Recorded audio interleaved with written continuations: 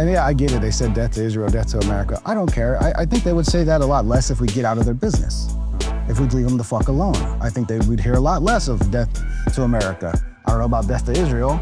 I wish Israel the best of luck, but I'm not gonna go fucking fight Iran, you know? Sorry, dude, you started that shit. You better have a plan to finish it on your own. You better not be depending on us.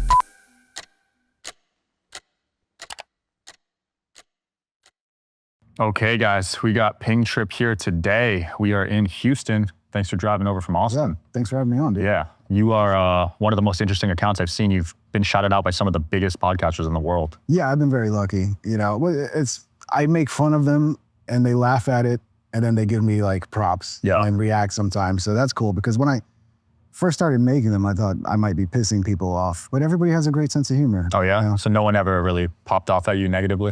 No, the only people that ever have a problem are like the social media platforms and like borderline stupid people who don't watch the whole thing. And they watch like the first 10 seconds and they go, this is fake. He's trying to make Joe Rogan look bad. It's like, yeah, watch the whole thing. It's clearly a comedy piece, you know? But some people are just stupid, dude. And then they want a virtue signal about like, how they realized it was fake. Yes, everybody knows it's fake. That's not the point, you know? But yeah, no, I've never really had a problem. Everybody's been really cool. Like pretty much every single person that I've had in my videos has been cool. Theo's reposted it, Rogan's reposted, I believe. Yeah, Theo's been cool to me. I talk a lot to Theo and Zach, his producer. I give him, you know, when I make anything with Theo now, I always, because they a lot of times want to post it, so I just give it to them. So yeah, I don't know, man, it's been crazy because what is it, it's 2017, 8 years ago, I just was sitting in my room after getting laid off and trying to figure out what am I gonna do next with my life? Oh, let me just fuck around, because I need a hobby just to fill my time. Let me just fuck around with editing. And yeah, well, I edited some shit from a crazy idea I had, and the next thing you know, Joe Rogan's talking about it. Yeah, it took off that quick. Yeah. Joe Rogan, it was 2018, Joe Rogan was already reposting his shit on Instagram. So you hit gold fast. Yeah. Yeah, I guess no one really was doing that, right, at the time? No, it's a branch of YouTube poop, right? So YouTube poop's been around for a long time. I don't want to discredit the YouTube poopers. I remember those days. They get pissed off, like if you know. Be careful when you talk about the YouTube poop community. But it is kind of like inspired by YouTube poop, but I try to take it to another level of kind of reaching more of like a sketch comedy piece as opposed to just random like, hey, I'm here, look at my dick. You know, it's like what random word can I put in there, you know, which YouTube poop is like the more random, the funnier, right? Whereas I tried to make like sketch just, you know, like more believable. Yeah, storyline, something you feel like you're watching a scene from a movie. And yeah, it's just, I don't know, man. I had an idea is all it was. I had an idea and then I made it and then people liked it. For me, they're so funny because I watched the original podcast episode before and then I'll see your stuff after and I'm like, no, that's actually hilarious because he just didn't say that, you know? Yeah, it's getting very high level now too. Like the AI's helped me kind of get to a new level. It's not like everybody expects you're just gonna go and like type in the prompt, hey, make a funny edit of Joe Rogan. No, it's like the tools that it's unlocked for me. It's unlocked the ability for me to like search all the transcripts of every Rogan episode. You know, so I didn't know how to code, but I go into fucking ChatGPT and I'm like, it gives me a fucking code. I don't even know the fucking names of the apps or the programs. I mean, I should remember them, but I just followed what the hell ChatGPT told me to do. And now I got a little browser I go into where I can search every Joe Rogan episode and find any line that I need to like create a sentence that I need. That's brilliant. You can even find a word if you need a word. Exactly. Yeah. I mean, this can be weaponized too. Like if you're trying to cancel Joe Rogan, like him saying the N-word 100 times. I get his fake ads on TikTok all the time. The fake AI stuff. Yeah. I mean, they're not very believable yet. They're getting better. Yeah. It's going to be scary when they're believable. They're getting better. I think if a low IQ person can believe what's out there right now, I'm assuming that's going to get better and better. I'm not a big fan of like AI generated content. I am very intrigued and a fan of AI as a tool to improve your content. Same. Yeah. So I've used Opus and I've used other, it's not there yet. Yeah. And I'm not impressed at all. And, but it helps. Yeah. There's just a lot of AI generated slop that's just taking up space right now. Yeah. And because it's got AI hashtag in there, it like gets views. From content that's, you know, that should be getting the views. Yeah. But yeah, the algorithm's a whole different thing, which I want to ask you, man. I mean, you've been fucking interviewed. That's what I've seen is most of your interviews, nobody's asking you questions. We need to do a podcast where it's just you talking about yourself so people know. The Tri-Light from Therasage is no joke. Medical grade red and near infrared light with 3 frequencies per light, deep healing, real results, and totally portable. It's legit. Photo biomodulation tech in a flexible on-body panel. This is the Tri-Light from Therasage and it's next level red light therapy. It's got 118 high-powered polychromatic lights, each delivering 3 healing frequencies, red and near infrared from 580 to 980 nanometers. Optimal penetration, enhanced energy, skin rejuvenation, pain relief, better performance, quicker recovery, and so much more. Therasage has been leading the game for over 25 years, and this panel is FDA listed and USB powered. Ultra soft and flexible and ultra portable. On-body red light therapy I use daily and I take it everywhere I travel. This is the Thera O3 ozone module from Therasage. It's a portable ozone and negative ion therapy in one. It boosts oxygen, clears and sanitizes the air, and even helps your mood. It's a total game changer at home or on the go. This little device is the Thera O3 ozone module by Therasage, and it's one of my favorite wellness tools. In the sauna, it boosts ozone absorption through your skin up to 10 times, oxygenating your blood and supporting deep detox. Outside the sauna, it purifies the air, killing germs, bacteria, viruses, and mold, and it improves mood and sleep with negative ion therapy. It's compact, rechargeable, and perfect for travel, planes, offices, hotel rooms, you name it. It's like carrying clean energy wherever you go.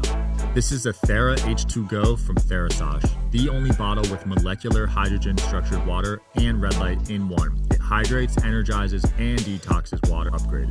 The Thera H2 Go from Therasage isn't just a water bottle, it's next level hydration. It infuses your water with molecular hydrogen, one of the most powerful antioxidants out there.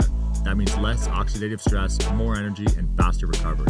But here's what makes it stand out. It's the only bottle that also structures your water and adds red light to supercharge it. It's sleek, portable, and honestly, I don't go anywhere without it. Who the fuck? That'd be probably smart. I'm 1,500 episodes in and no one knows who I am. I haven't seen the ball, but I was watching. I was like, who the fuck is this guy? Yeah, Like, so many people say that to me. And it's so funny because we're one of the most viewed podcasts. Yeah. But when I ask people to come on, they're like, yeah, I've seen your stuff, but I don't know who you are. Yeah. You know what I mean? Yeah, you got what, number 6 or 2 in education? It changes every day. Right now, we could be insane. anywhere from 2 to 5 today. It's That's the same. I mean, that was impressive, dude. yeah, on Apple. And then I see your YouTube views and I'm like, oh yeah, of course they're throttling and shadowbanning. Oh, my YouTube is You wrecked. interviewed Andrew Tate and you interviewed Nick Fuentes and a lot of other people that will probably get you shadow banned and throttled. Yeah. But A lot of anti-big pharma, which I think it was mainly those at first, and then Tate definitely didn't help.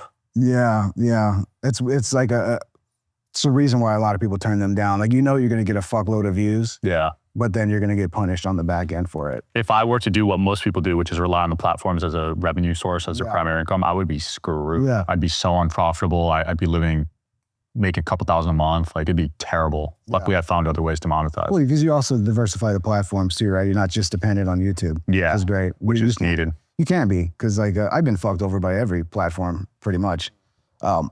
Facebook, the worst. Facebook just totally restricted my monetization.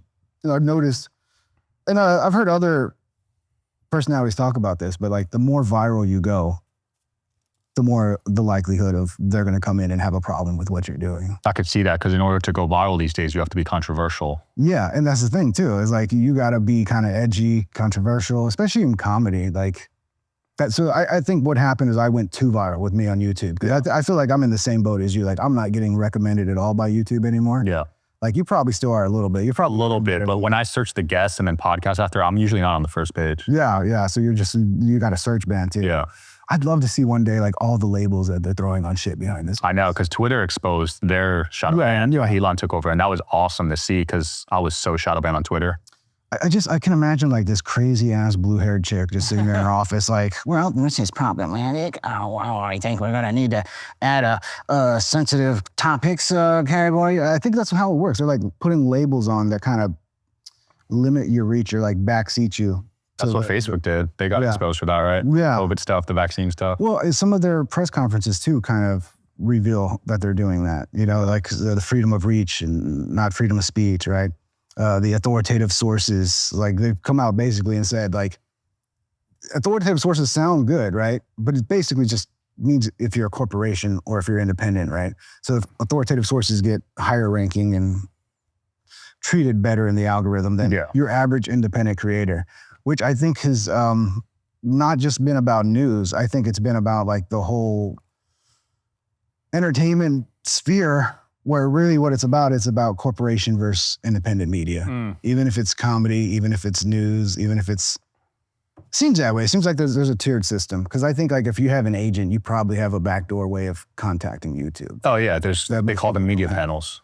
Yeah, I know those exist. So isn't that a little weird that you got this tiered system where the independent YouTuber who can get big, but no corporation backs him. So like me, I have no access to go to YouTube and go, come on guys, you guys are throwing my channel. What did I do? I made a comedy video. As opposed to a comedian who has an agent who can reach out to YouTube and go, am I making sense here? Does this seem kind of fucked up? Yeah. No, it is flawed because a lot of people can't afford that. Yeah. Well, I mean, it's not, I mean, no agent's offering me a job. And do I want to, I mean, not a job. Well, they would want money from you.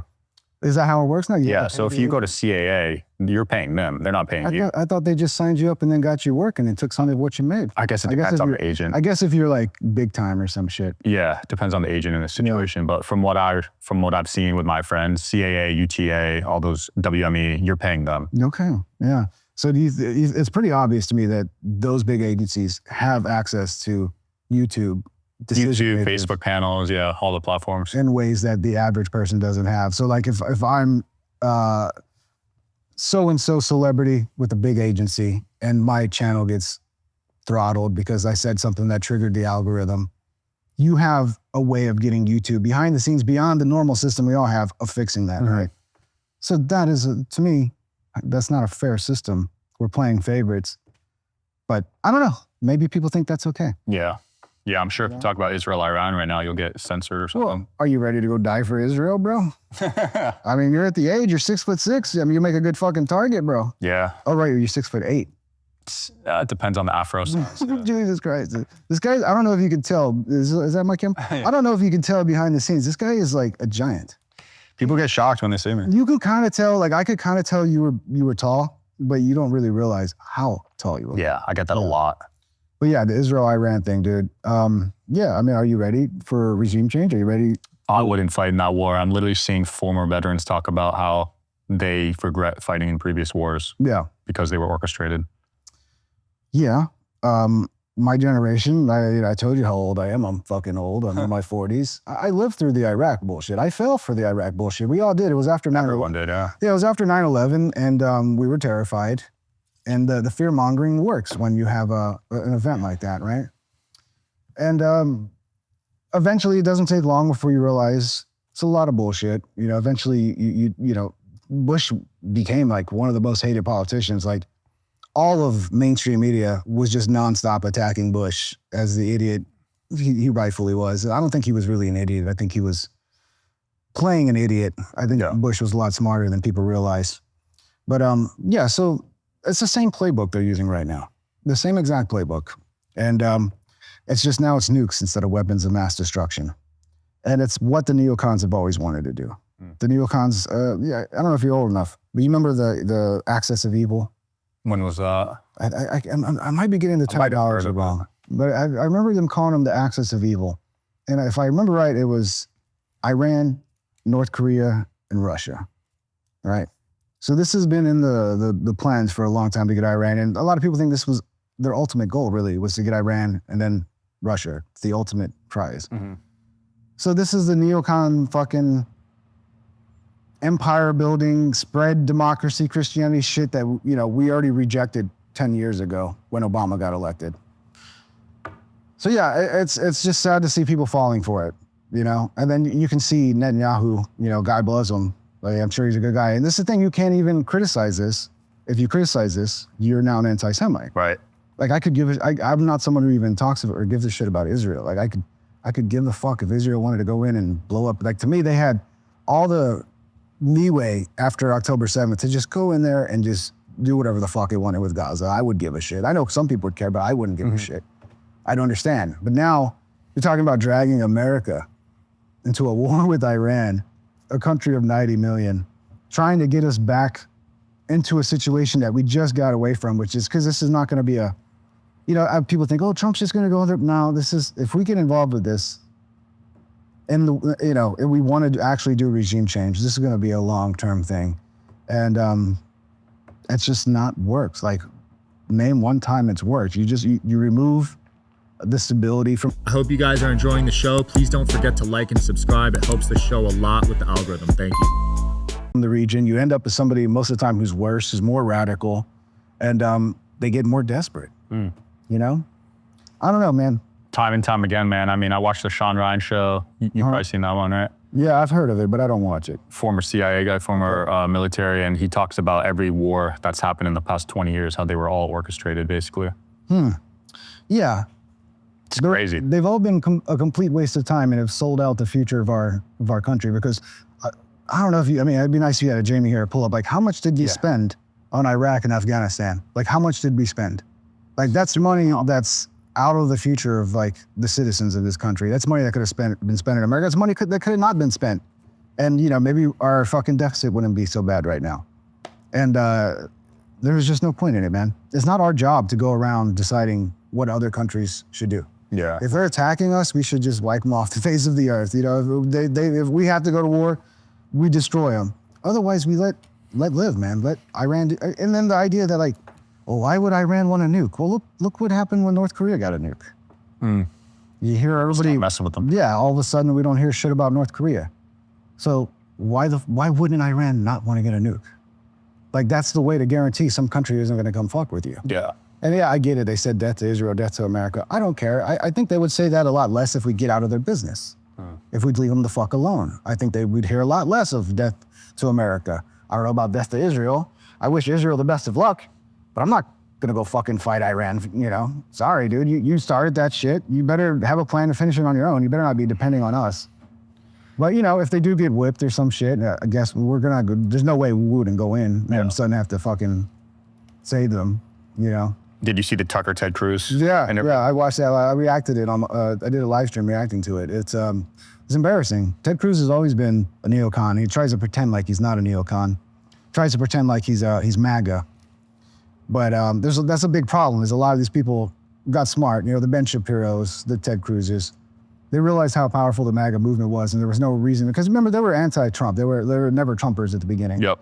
And Trump's not perfect. Trump's, you know, there's so much wrong with Trump. You know.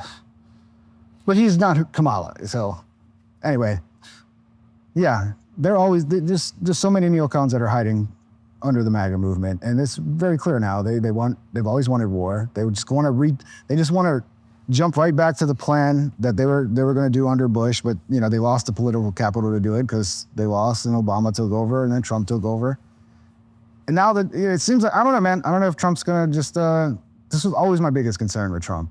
It's like. I hate the Republican neocons, but I was like, I'm willing to take a chance because he went after him so hard. But now it looks like he might listen to him. That concerns me. But I think the last thing he said was like, he's going to give it another 2 weeks, right? Yeah. So maybe if I was to give him the benefit of the doubt, maybe he's just playing hardball. And I think he's playing a little too much hardball on X and shit.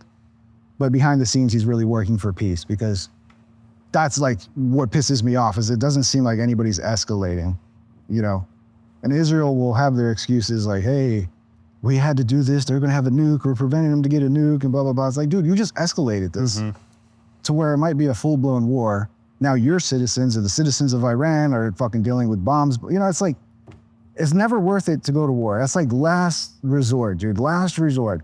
And it seems like they didn't wait till last resort to decide to just shoot and this is over. You know, I don't know, man.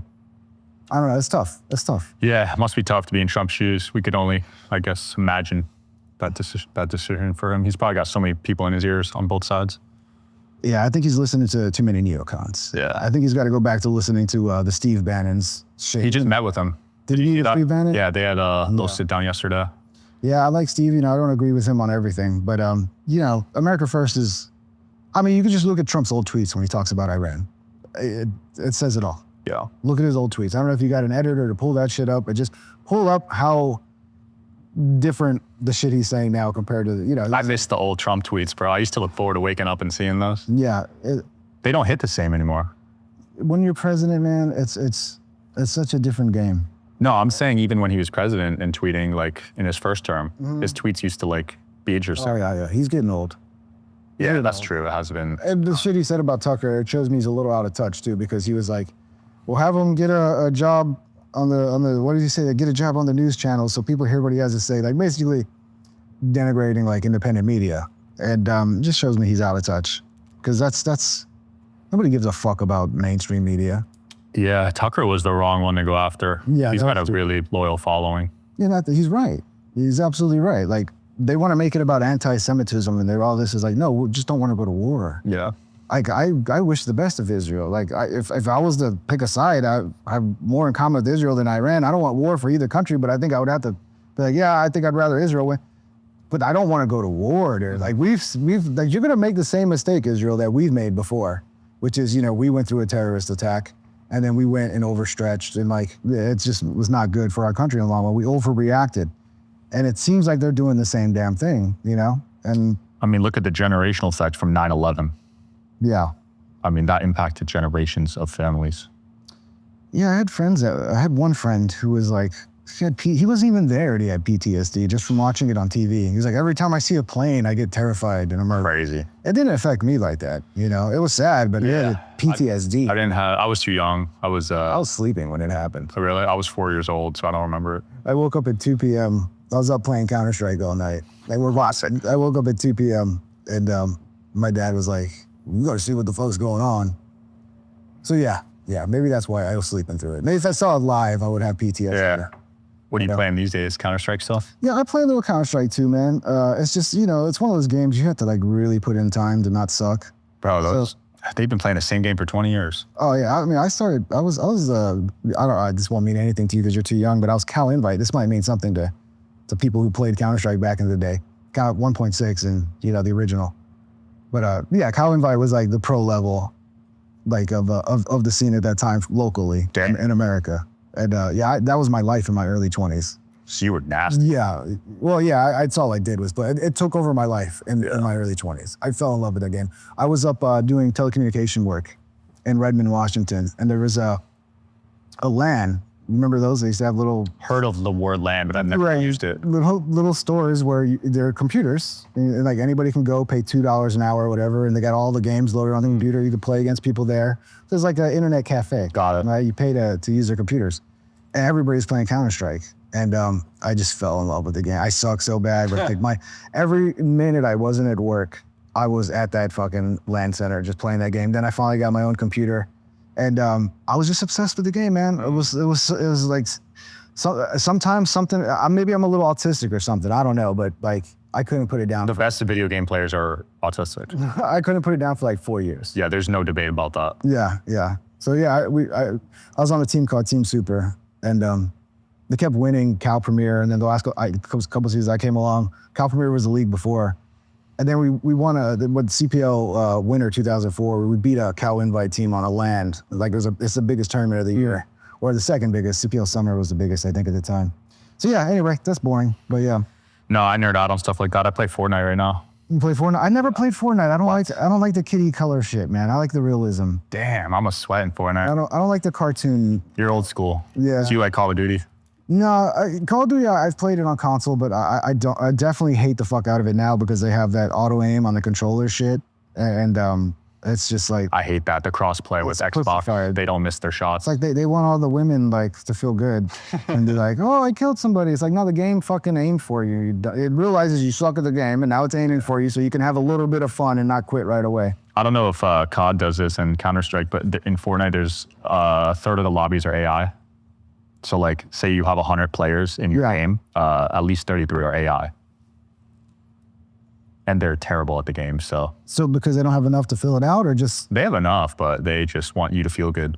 They want you to get kills. Gotcha, so they just have some shitty like NPCs that you can kill. But they're god-awful, like you could tell right away they're NPCs. So they don't, yeah. I mean, sometimes I guess you program them that way on purpose, because I've seen some NPCs that are harder to kill. Oh, really? Like Counter-Strike, there's some, I don't remember if it was back in the day, I forgot what it was, but I've played these computer robots that will just shoot you the moment they see you. Damn. Just instantly. Reminds me of Combat Arms. I used to play Combat Arms. Yeah. Which one's that? It was Nexon. Have you heard of them? Asian company. They made MapleStory. No, I've never heard of that, man. Yeah, they're more niche. Yeah, I used to be a big nerd, RuneScape and all that. I quit a lot of gaming for a long time. I got too busy with my career. Yeah, now it's more of like a de-stressor. Yeah. Yeah. Yeah. Yeah, pretty much. It's like I don't want to watch television. Yeah. I want to occupy my. I don't want to brain with get something. programmed. I want to. Yeah. It's good, man. My dad's getting really old, and I tried to get him on video games like 20 years ago, because it's just great exercise for your brain. Yeah. It gets a bad rap, but I think good quality games that where you have to learn them, like that's exercising that part of your brain, the learning part of your brain, and it's like very good long term for people. I agree. I attribute a lot of my mental fortitude to video games, That's how especially the team building ones. That's how I got my first job, basically. Well, not my first job, sorry. That's how I got my best job when I was in like I'm putting it terribly. I became a field engineer in telecommunications. Basically because I was so good at computers and everything was computers. And I was so good at computers because of Counter-Strike. Yeah. So And everybody else was like old fogies that didn't know shit about computers. Like they would get a laptop and like pretend like they didn't know how to turn it on or that they didn't know how to turn it on. It's sad. being in Houston, being in Texas, I got to ask about the THC ban. Oh, I do. I was gonna bring some of the edibles, but I was like, is it banned today or is it? I think it's up till September, right? Holy crap! I don't know. I just heard about it. Is there any? I could look it up on my phone, but I should have looked earlier. Today's the day. I think he's got to veto it today. And if he doesn't veto it today, it will go through. Crazy. So you can either veto it, sign it, it goes through, or not veto it goes through either way. So the only way it doesn't go through is if he vetoes it today. And at this time, it's like, what, 3 o'clock Friday? Yeah. I haven't heard anything, but I haven't been looking. It's such a moneymaker for the state. I don't understand why they wouldn't allow it. Oh, because the 3 licensed companies that provide medical marijuana that are licensed by the state for the teacup program, they're going out of business because nobody's using the teacup program when you can go down the street and get the same shit for cheaper. And you don't got to go to a doctor, get a prescription, pay more, and it's weaker. Got it. So yeah, the 3 licensed companies who are licensed by the state of Texas, they're probably, I don't know for sure, but they're probably lobbying somebody to shut this down before they completely go bankrupt because nobody's using their program. And maybe they're just mad because nobody's using their program. No one gives a shit about their stupid teacup program. By the way, it's a dumb name. Yeah, I never. Call something teacup. It's like you're making fun of potheads. Like, oh, you little teacup. Oh, you need some weed for the pain, you little teacup. I wonder who thought of that name. Oh yeah, a dumbass neocon Republican who fucking thinks weed is like the devil's lettuce. You know, he's watched too many. He's like sits there watching fucking. What's the one where the guy goes crazy and like starts killing people with an axe? Reefer Madness. You know, watching Reefer Madness on repeat every night. Yeah. I think with one of these guys, I think one of their kids might have got too high. Because look, there is the edibles. You got to be careful. I got some bad edible stories. Dude, I got some too. But that's, all part of the journey. That's on me though, because I got cocky and I ate more than I should have. But see, if they would just legalize regular weed and then just regulate it properly, it wouldn't be that much of a problem. And people like to talk shit about like THCA, like the shit that is legal here. It worked great. It works really good. It's not as strong as the regular shit, they say, but some of these edibles will, I should have brought it out and gave you an edible. You could try one. Would have been a fun planner at home. Yeah. It's you got to make sure you don't take too much. That's the key with edibles. Always kind of test it out small, let it ride, and then come back tomorrow. If that wasn't enough, try again. Like what people always do is they get a little ballsy, and yeah, I get when I do it, it's too much. I get the sweats and the shakes, Bro. the heart racing, and I've never gone to the hospital though. I have. See, that's where you're a bit. Not even from an edible. No, I had to, bro. Well, I'm talking about from an edible, from weed. Well, Because Americans think you're gonna die, but you're not. Here's You what gotta happened. sit it I out. agree with you on that, but Yeah. I was also having Xanax withdrawal. Okay. well, And I that's just a happened to be high. Yeah. So it wasn't just from weed, but no, I definitely agree with you. No, because if I didn't know better, and maybe if I don't know how I was able to not go to the hospital. Because most people, like, you feel like you're gonna die. Your heart's racing, you're sweating, you're hot and cold at the same time. You might even start shivering a little bit. It's weird.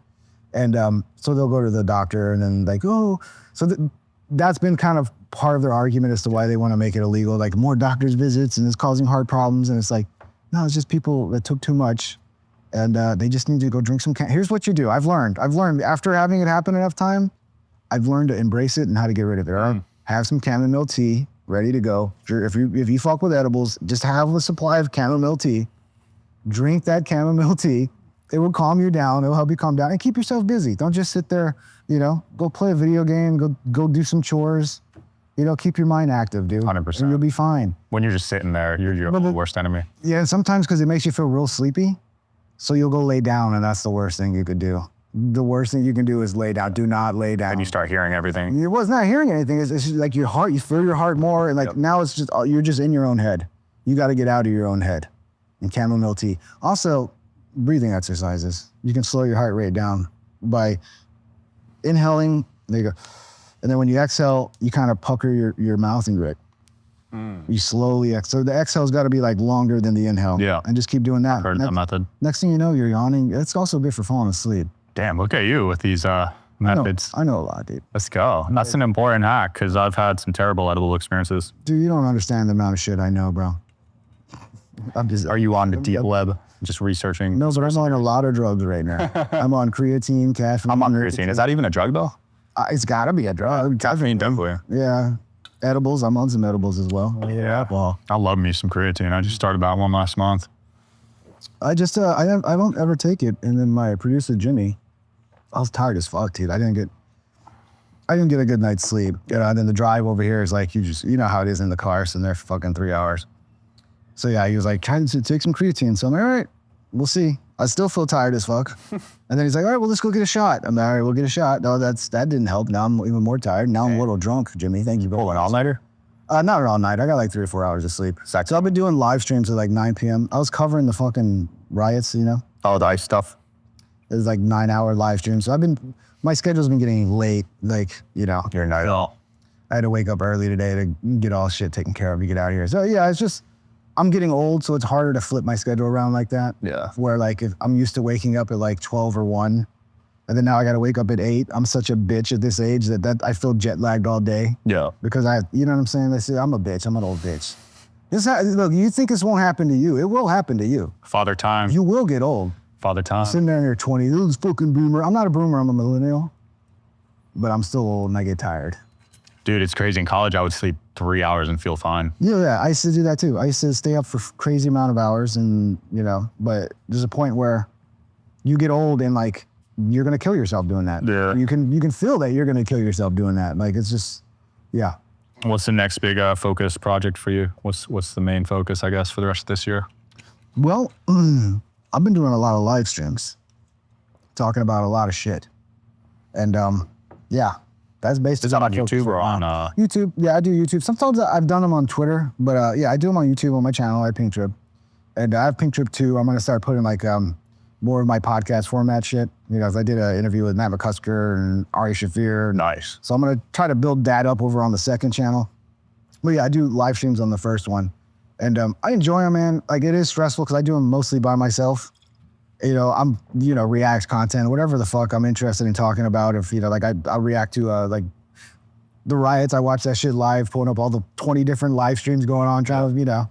So just whatever's interesting to me at that time. And yeah, I still will make some supercuts, but it's hard to make them because YouTube has deemed them something or another. I don't know what the algorithm is doing with them.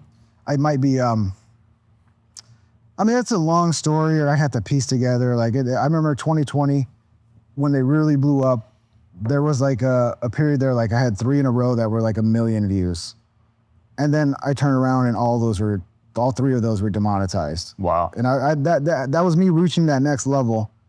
And then after those 3 were demonetized, it was a struggle, right? I wasn't getting close to that anymore. 2023, started building again. I released probably what was one of my most popular ones, which was the David Goggins bullies Stavros Halkias for being too fat. That was going insane. It was the most views I saw in an hour, like the hourly views, right? It was gonna be 1 million in like no time. They came in age restricted it. Demonetized, obviously, if it's age restricted. And ever since then, it's been like, it's just not the same behavior, you know? Crazy. And it's, it'd be nice to at least know why. I mean, I could theorize. You know, I can put myself in their shoes and go, okay. Well, the one with Stavros Halkias and David Goggins, they try to say that was sexual content, sexually gratifying content.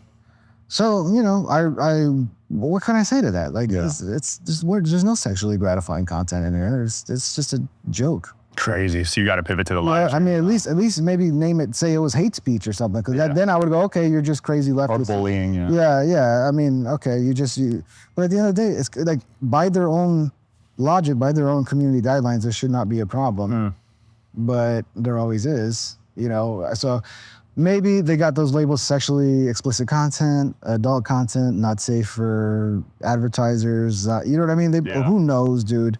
But yeah, you just see your recommendations just disappear. And then people look at you when you tell them that, like you're just making excuses like, oh, you suck. I'm like, have you seen my videos lately? They're all still really fucking good. You fell off. Yeah, I like the greatest video I ever made I put out last month. Like, Was that the Theo Von one? no, that wasn't the Theo Von one. That was Joe Rogan keeps scaring his female guests with it's, Kim Congdon and Sarah Weinschenk. And it was I mean, like, it just worked so well. And I was able to use AI for the special effects. I mean, you'd have to watch it. It's hard to explain. It's my best work yet. Like, the quality is as good as ever, right? And none of the analytics have changed. It's not, I mean, they forget that we can see the analytics. We can see the click-through rate. We can see the average view rate. We can see if the audience doesn't want to watch this, if the audience isn't interested. So that's the other thing, you know?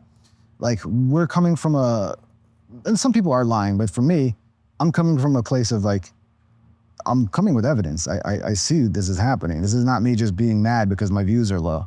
Yeah. This is me going, this is obviously something's happening here. No, you're actually shadow banned with proof, yeah. Yeah, well, shadow ban's not even the right term, because I don't think it's a shadow ban, because I think if you search my name, you'll find me. It's just not recommended, right? So I think a throttle is the more proper term. Throttle.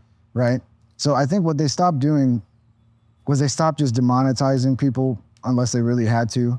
And they just decided, okay, well, we're not going to demonetize this, but we don't think this is good for like a large, we think this is niche.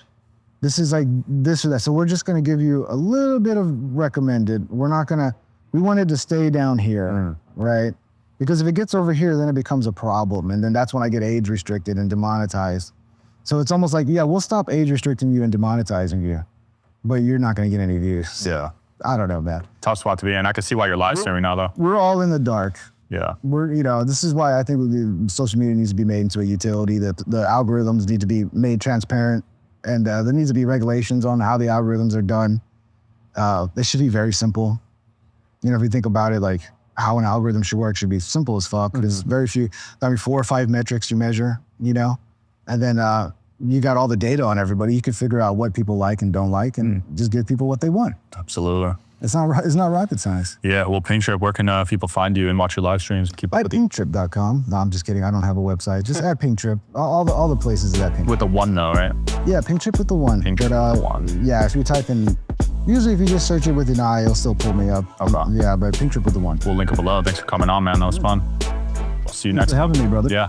If you're ever in Vegas, hit me up, all right? Oh yeah, I'll be there. Cool. Maybe one of these days. I gotta fucking go lose a bunch of money, dude.